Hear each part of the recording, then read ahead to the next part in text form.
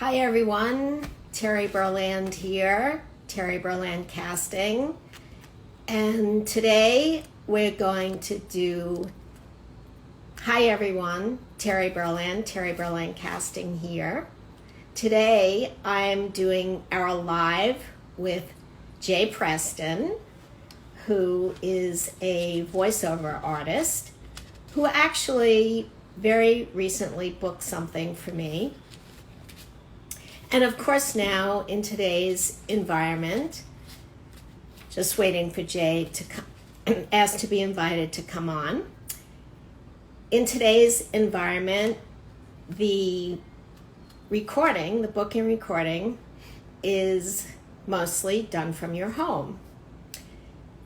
Well, wave back. And nice to see you all here. Hello, hello.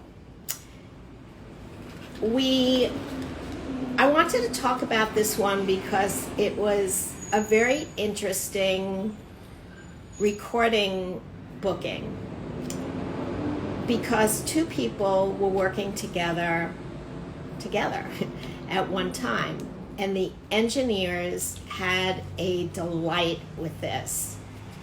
Somehow they figured out and then how to do it. They were in one location, the clients were in another location, and of course Jay was in his own studio. So I thought it was very fascinating, and I'm looking forward to talking to Jay about his experience with that. Just waiting for Jay to come on. And also his experience with auditioning now and booking now during COVID. So let's see if I can see my questions on here. So because here's Jay, let me let him on. I'm adding Jay now. He'll be on any moment. There he is. There's the crazy man.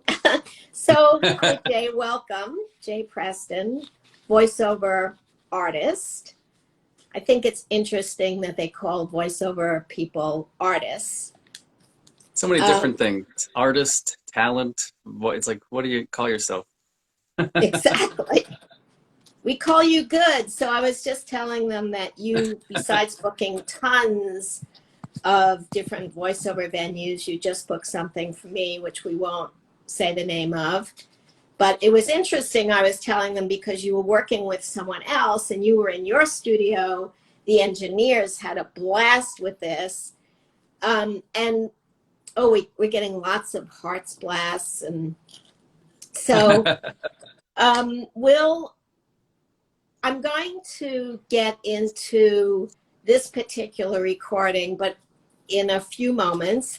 But first, I want to know how and when you started in voiceover. I started, probably, I want to say 8 years. I've lost track now, but 8 years probably ago. I came out here like 12 years ago to California from Boston. And I came out for the on-camera world. And first thing I was ever in was Pirates of the Caribbean. And then I could see why. Yeah, it started off pretty good, and I got SAG back when it was just SAG, and after was different, and so it was like $1,200 to get in the union. So I got that like based off of 2 days on Pirates, and then it kind of just went, and I learned how Hollywood worked and stuff. And it's not how you think it works usually. Still fun, but and then I got into voiceover by accident, just as I was thinking of going back to Boston or going somewhere else and try something different, or go back to theater, because I grew up doing theater and improv, and I couldn't do any of that in LA. I could, but I didn't really like it as I liked it on the East Coast. So then I met somebody at a bar, and they had a aunt who was a voiceover agent, And I had like always thought about voiceover, and I was like, maybe that'd be great if I try that avenue out. And it happened to be Mary Ellen Lord from SPV was his aunt.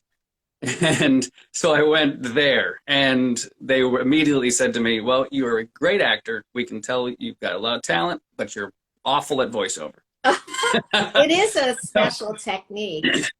Yeah, and it really it humbled me because I, you know, at that point I'd been out here for like 5 years or so, and I was thinking, I'm great. I don't need classes and da da da.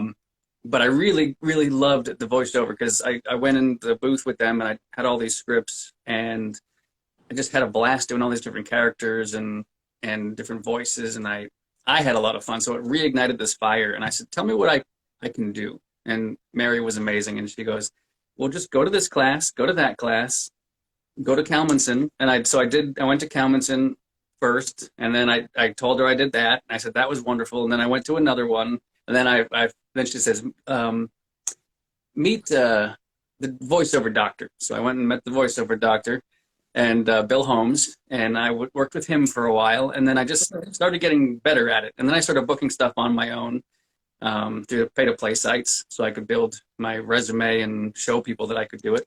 Yeah, I hope everyone heard that. Start booking on your own, even when you don't have an agent, and that starts making you valuable. Yeah, so finally I started to book stuff, and I had stuff to show SPV, and they said, that's great. You know, maybe think about making a demo. So it's been like 2 years now. Oh, no, a year of just training and trying to figure out what I'm doing. You never came to me.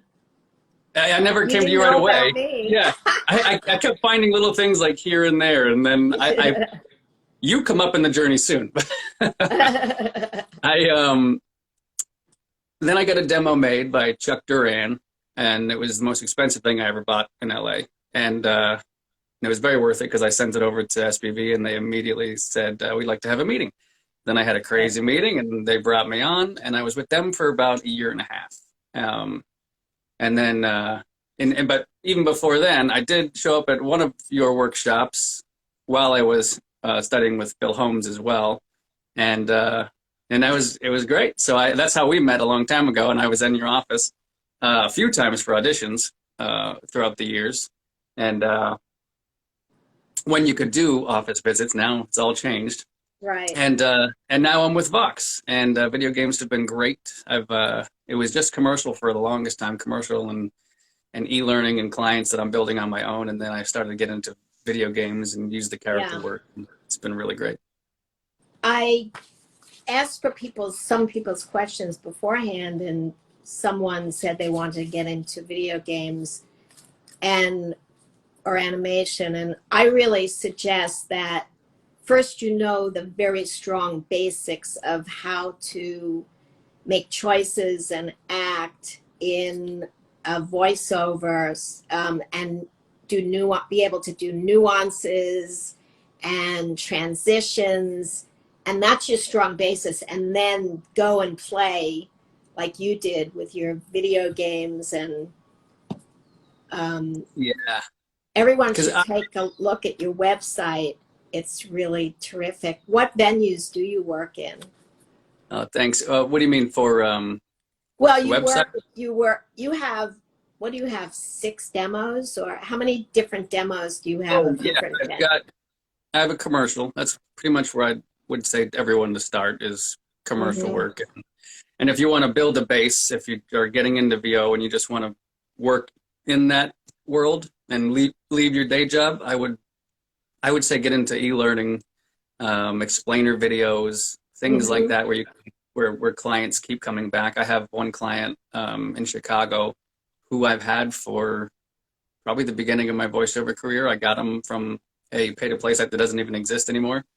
And they came to me and they said, we still want to work with you. And I've been working consistently with them for like 7 years. And that's the kind of clients like that keep you paying your bills. It's just amazing that kind of stuff can happen. So that's where you kind of, and learning the commercial work through coaches and training and getting the nuances down really does help the video game stuff. and having that base a lot, because you're not going to make like a killing in video games unless you get to the level where like a Troy Baker is or a Yuri Lowenthal, or then you can make a great amount of money. Um, but yeah. So anyway, you asked about the demo. So I have commercial, promo, narration, political, video game, animation, and my animation demo is cool because it was from a client who was they wanted to create a demo for themselves of all the different cartoons work they could do. And basically the whole demo is me and Rebecca Davis just doing all the voices. And then I cut that together with some work I actually did. So like I got like a really cool animated demo by working, which is the goal. Yeah. I love Rebecca. So, yeah, she's great. Yeah. So this definitely is a relationship-based business, and the work comes from, you just don't know where it comes sideways sometimes. Yeah, it really does. And networking is really important, and building relationships. Like my best relationship built out of VO is not even built out of VO, but it's my wife and I started to work. She's just an on-camera actress, not just, but when I met her, she was just an on-camera actress doing commercials and film, and but her talent was there. So I started to get her into VO, which got her out of her day job, and so we could spend more time together and travel. And now VO is a big part of her income, and she's feeling it. And we started the Booth of Us. I was going to get into that with everybody, that create your own opportunities, and tell us about the Booth of Us. Yeah, because I already built a big client base, and I have had, at that time, I had about 10 agents around the country. And so I wanted to get into that too. You have 6 agents. You have your one main agent in LA, and you have other agents around the country, which we'll get into in a little bit. Yeah. So I figured, and we fell in love with puns. I mean, we fell in love over puns basically as well. Like I used to do a lot of bad dad joke puns, but our first date, she broke out like 3 or 4 dad joke puns, and I was like, oh, she's gonna think I'm just copying her now, but I do that too. So when I was like, we should do like a VO thing together, she's like, yeah, like the Booth of Us. And I was like, if that's available, I'm going to buy it immediately. And I did. It was available, and I bought it, and I made the website like within like a day, and we had this up, and then we made there's probably others out there, but I call it the first partner demo. So one of our demos on the site is me and her together doing commercials as partner reads. Which has worked really well. And we made that with Tim Freelander over at Soundbox LA. And partner demo was great. And it's gotten us a lot of work. And some of her clients have become my clients. My clients have become her clients. Oh, fantastic. And even though when I was talking about in Chicago, they started to use Meg too. So every now and then she gets a couple of videos. So it's just been really great. And then all of the agents that I've had took Meg on, and a lot of them without even her actually submitting. They just saw the website and they were like, how do we get on your website? And I said, well, you got to have us both. See? By the way, Jay's wife is Megan Hensley. So guys, you should look both of them working out up. right next to me. Hi, she's watching live. And... Hi, Meg.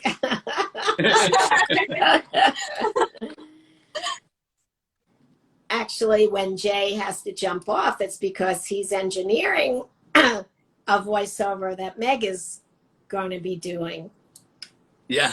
She's been working for JCPenney, and it's been great. And she would always be going into Studio Awesome in LA, but after the quarantine, we already had our studio set up. So they've been using ours, but we miss going into studios. We miss you all too. Yeah. So without mentioning a product name, because we're all under an NDA, Jay just booked something for me that was a lot of fun, and he voiced the voice of animated character and I cast a lot of this kind of stuff, not in a character voice, in his own voice and personality. Yeah. So, um, and it turned out to be a complicated geek engineer dream job. The engineer told me, Yeah. because Jay was working with someone else.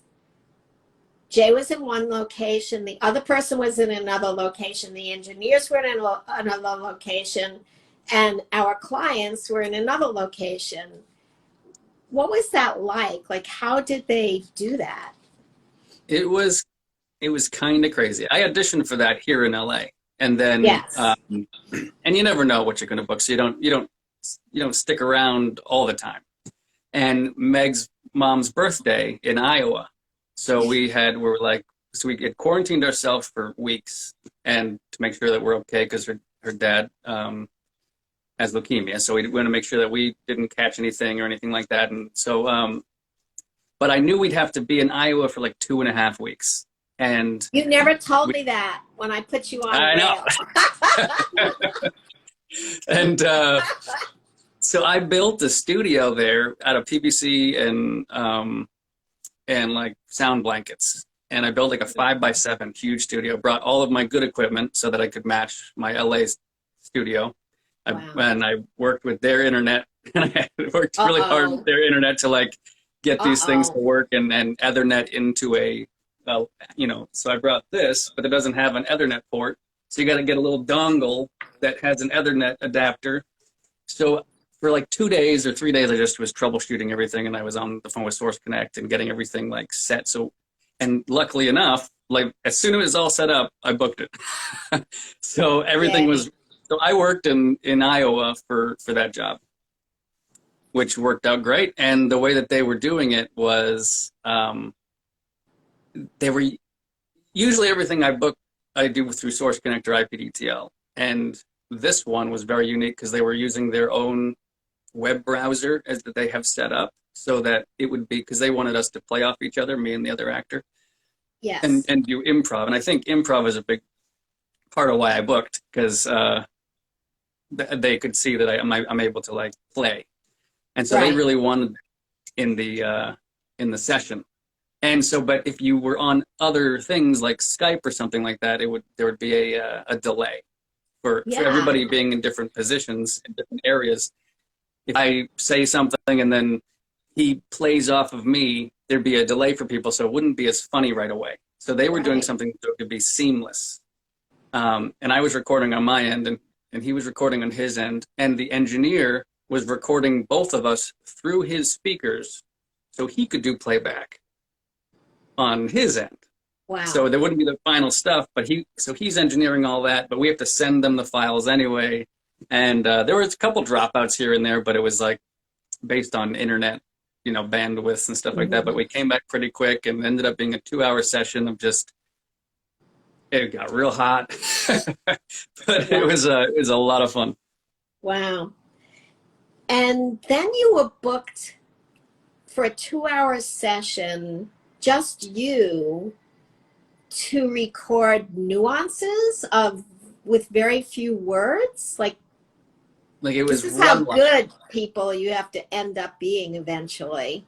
I called it the master class in nuance. After the end, I said, "Thank you guys. This was a workout, and this is a great master class in nuance." But yeah, it was one line, and it was just, there was 4 or 5 people on, kind of directing and having a say. And so, in the business, you call it the cooks in the kitchen. The more cooks in the kitchen, the more ingredients get thrown in. So the longer it takes to make something that everyone likes. So 3 people would love something, and then somebody would be like, "Well, I was hearing it, with this kind of an inflection," and so he would, and then I'd get to that one, and then he'd be happy, and the other 2 were like, "Well, I was kind of wondering if we could just, and so it would just be like, and I don't want to give away the line, but if I was going to say like, don't we, I was trying to think of some line that could be like it that I could just kind of show you, but you get it, like the new one. Wow. Yeah. That's great. So what would you say for someone to be successful in voiceover? What what do they have to have to be successful in voiceover? Uh, oof. I wish there was just one thing, but you got to have the natural talent and ability already. You know, the acting within you. Um, I think that's really important. Being able to storytell, being able Yeah. to read quickly out loud, and the more you can read out loud, the better you get at it. Hmm. Um, you got to have some acting classes and then some improv classes so you can be free. So Right. you got to like free your mind so you can't think you're going to say something one way and then some director comes in and redirects you, but you're stuck in your way and you can't Right. get out of it. You have to be able to have way, you know, so many different points of view at the, you know, drop of a pin. And that's kind of like that long 2 hour session of one line. I had to come at that line with so many different types of points of view of how to say it and why I'm saying it. You know, and you can't say it too much. Like everything was basically like, look over there, look over there, look Mm. over there. Like it was all Mm. saying in that one, you know, not too loud, not too soft, but right Exactly. there. But then the inflections of why you're saying it and how you feel when you're saying it, it's was kind of crazy. And you know, you can't get frustrated because then you'll lose the momentum. Right. And then the other thing you have to have is a really thick skin because you do like maybe 50 to 100 auditions a day. You you book one a week, maybe if you're lucky, or none for 3 months, and Right. you just have to have Mm. a feeling that things will work in your favor, and just believe in it, Mhm. and don't back down. Because when I left my job 7 years ago, I left it with 3 months in the bank. Like I could pay rent for 3 months if I didn't work, Wow. and and it got to that third month before I booked anything.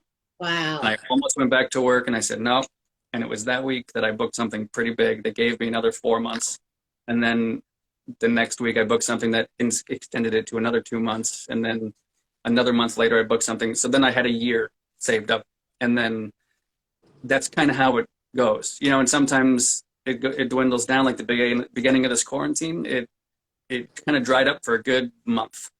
And then everyone was like, oh wait, our actors can work from home. Oh, okay. And then it kind of Yeah. picked back up again. Yeah. Because I saw right away, like 3 days after the quarantine, they were changing the voiceover on existing spots on the air. Yeah. So voiceover work got very busy. Then after 10 days, they were new spots were on the air, and certainly new voiceover work was for that. And Yeah. I'm going to throw a plug in here because those of you who are watching Jay and people are saying that you're so inspiring, I do have a core kickstart workshop if you want to get into voiceover. It's 9 hours and it kicks you and gets you going with these basic foundations, and discovering what you're good at and what you're not good at. You can find it at terryberlandworkshops.com. And do you find, Jay, that there's a big difference between what you do now, um, that the pandemic is going on, and before? In a way, there's a difference, but like especially in the beginning, it was a really weird time because people didn't, you know, as people that were used to studio didn't know, oh, it froze up. Are we still here? You're fine. Oh yeah, yeah, I see it there. Okay. Yeah, what was I saying? It was I forget what I was saying. Someone, while you're thinking, someone just asked an interesting question.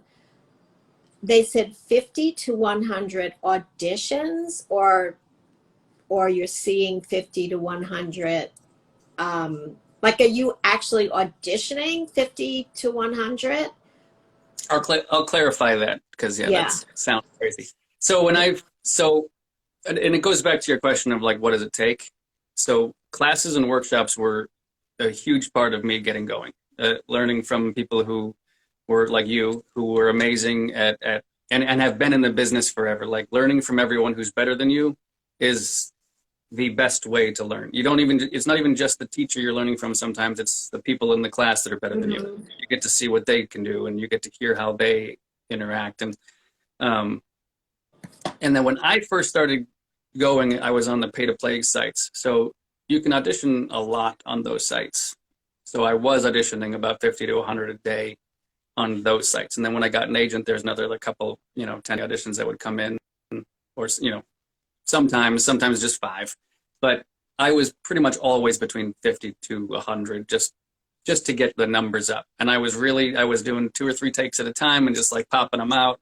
When they came in, I'd do an audition, and that's really all I did for a long time. And then I booked a lot that way. And I know other guys who have done that too. I know my buddy Joe Zija, I think he's still doing 50 to 100 a day. Day, but yeah. were you able like to really figure out the script with so many and mark it up and, put in the work?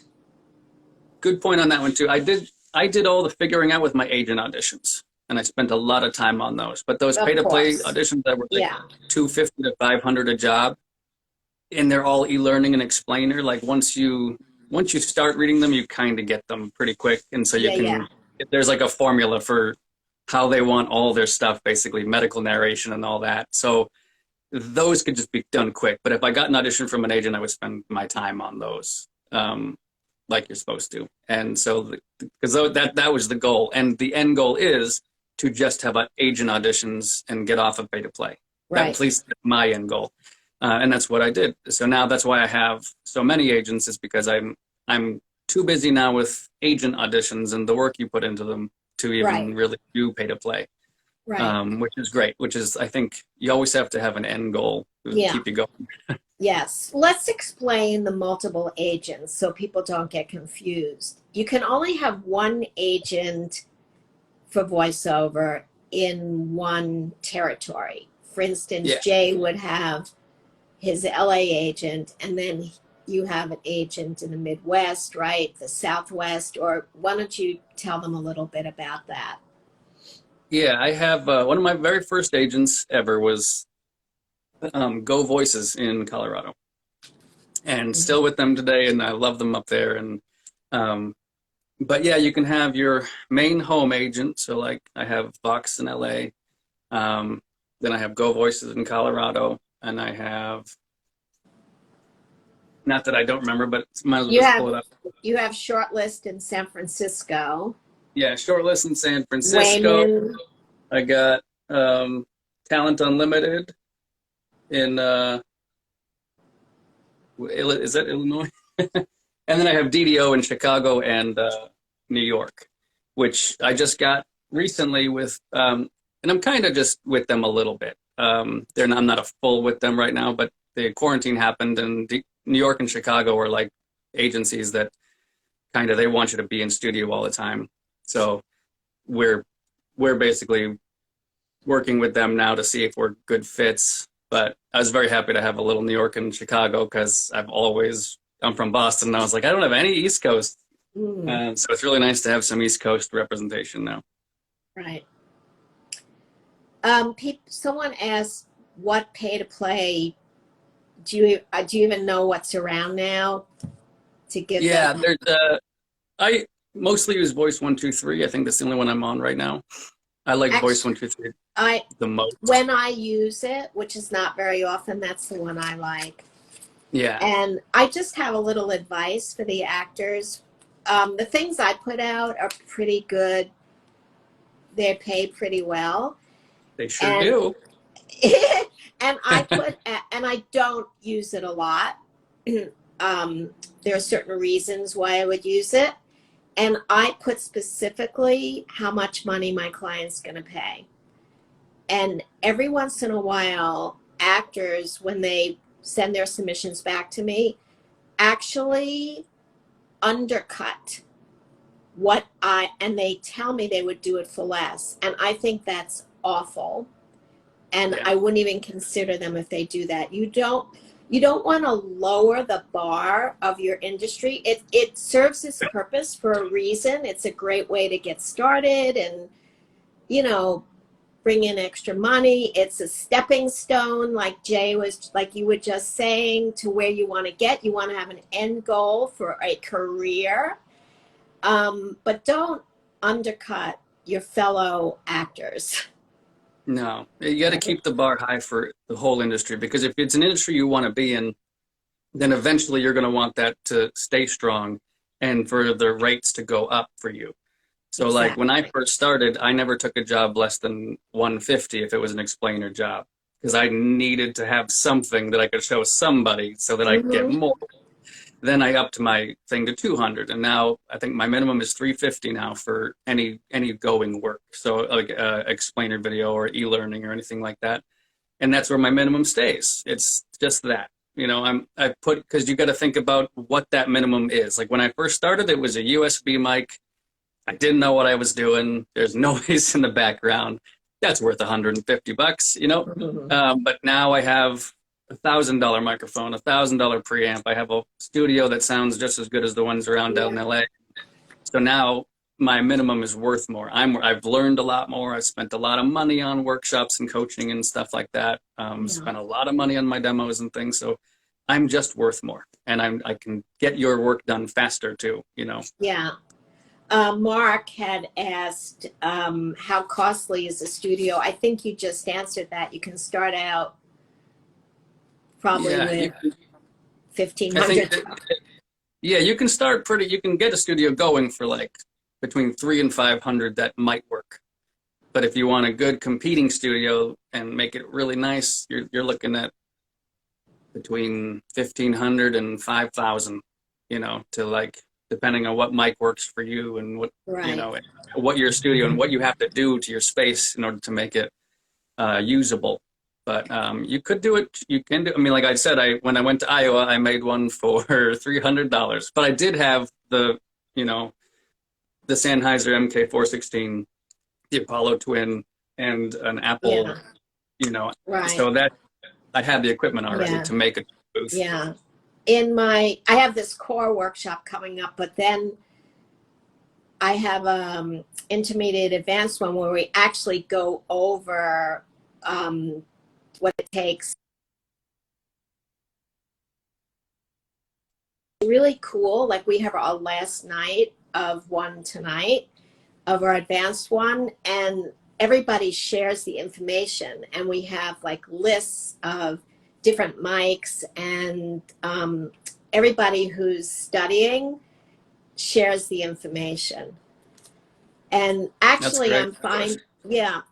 I'm finding working with people from their homes is really cool because it helps them be able to set up their studio. One of the people who's with us, she was visiting her sister and she was getting an echo. So actually during the class, her sister has this walk-in closet, and she went into the walk-in closet and there was no echo anymore. So many That's all. people set up their studios in their closets. Yep. Ours Right. is our home studio is in a walk-in closet, and it's great because clothes actually help dampen the Yes. sound and stuff like that. Yeah. Jay, this is great information. Before we jump off, is there any information or advice that you'd like to tell all Um, these people that have come in to hear what you have to sure. say?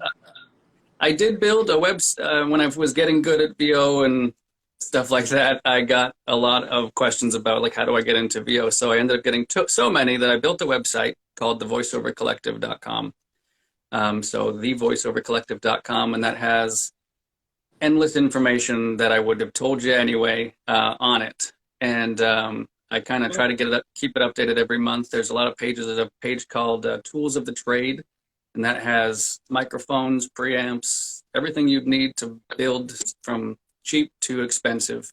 It has a bunch of the demo producers around town, samples of what they do and how much they are relatively on there, so you can kind of see what the demo producers that you want to work with are on there. Then I have that thing where Terry was talking about earlier about setting goals.